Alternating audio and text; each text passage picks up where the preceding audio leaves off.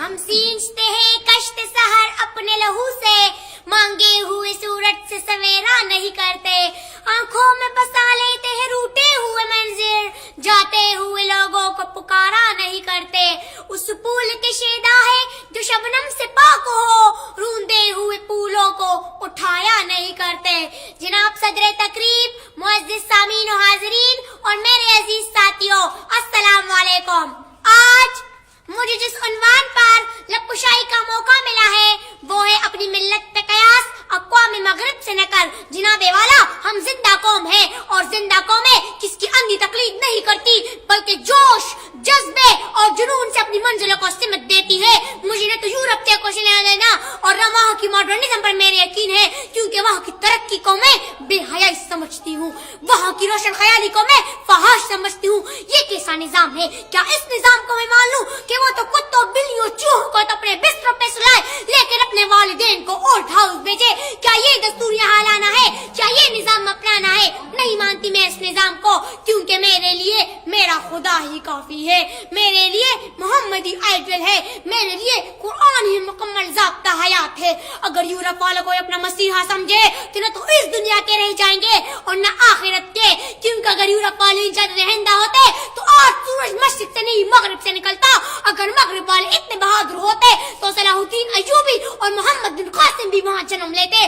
امریکہ اور برطانیہ کے چاہنے والوں، ہمارا کعبہ مکہ میں ہے نہ کہ یورپ میں۔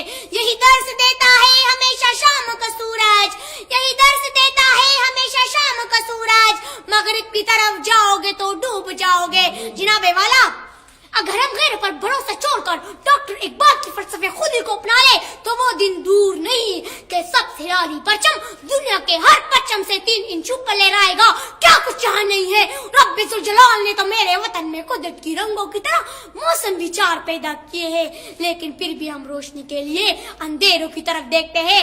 پاکستانی سرزمین قدرتی ذخائر سے مالا مال ہے، یہاں ٹیلنٹ کی کوئی کمی نہیں، بس آگے بڑھنے کے لیے اپنے اسلاف کی لازوال داستانوں سے کچھ سیکھنا ہے۔ آج بھی ہو جو براہیم کا ایمان پیدا، آج بھی ہو جو براہیم کا ایمان پیدا، آگ کر سکتی ہے انداز گلستان پیدا۔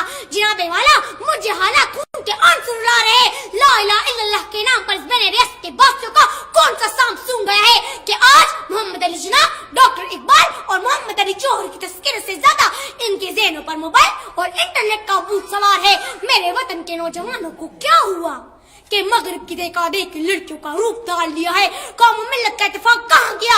یورپ کی غلامی پہ رضامند ہوا تو، یورپ کی غلامی پہ رضامند ہوا تو، مجھ کو تو گلا تجھ سے ہے، یورپ سے نہیں ہے۔ جناب والا، ہمیں اٹھنا ہوگا، آگے بڑھنا ہوگا۔ آج حقیقی معنوں میں ہمیں اقبال کے افکار کی ضرورت ہے۔ کچھ بدلا نہیں، وہی اللہ ہے، وہی رسول ہے، وہی قرآن ہے، وہی جبریل ہے، بس جذبہ ایمان ہونا چاہیے۔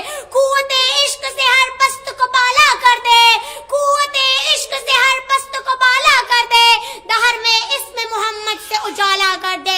جناب والا، کامیابی ہماری جاگیر ہے اور ہماری مقدر ٹہرے گی، بس قدم بڑھانے کی ضرورت ہے۔ ہم نے مغرب کے اقوام کو دکھانا ہے کہ آزاد قومیں کس حالات کے ڈارے کو پلٹتے ہیں، ملت کی بنیاد اتفاق پر استوار ہو تو کس ناممکن کو ممکن بنا دیتی ہے۔ فرش پر بیٹھ کر عرش سے منطلق فیصلے تبھی آئیں گے کہ ہم ایک ہوں گے، کوئی امیر و غریب نہیں۔ شوق ادا کو ایک کرنا ہوگا، سب کو ایک ہی سب میں کھڑا کرنا ہوگا۔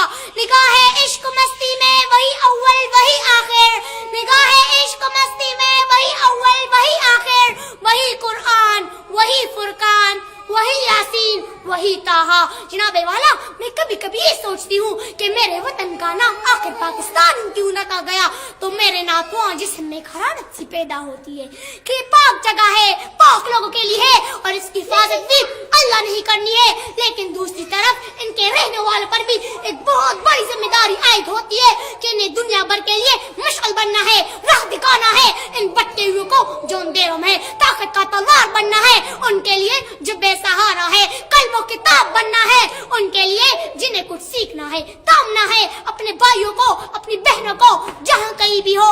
دیار عشق میں اپنا مقام پیدا کر، دیار عشق میں اپنا مقام پیدا کر، نیا زمانہ نئی صبح و شام پیدا کر۔ والسلام۔